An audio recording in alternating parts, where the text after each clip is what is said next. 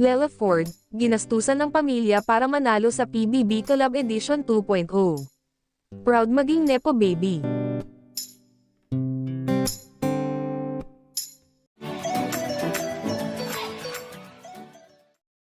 Tila aminado ang Pinoy Big Brother, Celebrity Collab Edition 2.0 kapamilya big winner na si Lela Ford sa basyang na natatanggap na isa raw siyang Nepo Baby.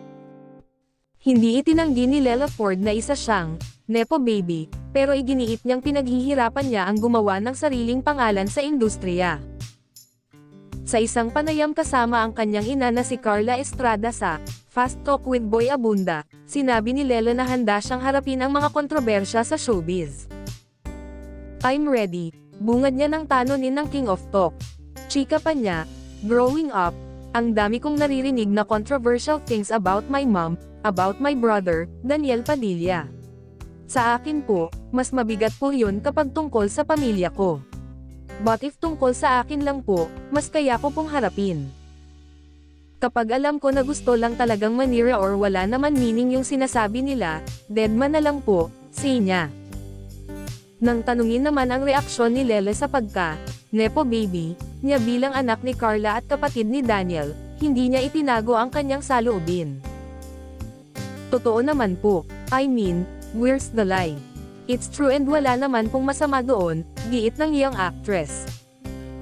Sambit pa niya, "I'm here because I'm making a name for myself and pinaghihirapan ko lahat ng meron ako now."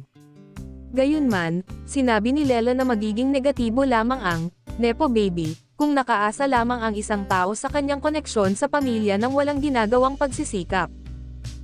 "Nagiging masama lang siya if you take advantage of it, if palamunin ka lang at wala kang ginagawa," aniya pa. Samantala, nilinaw naman ni Carla ang alegasyong gumastos ng malaking pera umano ang pamilya at ni Daniel para masiguro ang pagkapanalo ni Lela sa Pinoy Big Brother. Effort yun ng buong pamilya, at ng close friends. At bakit hindi, wika ni Carla, habang binanggit din na malaking porsyento ng boto ay galing sa publiko.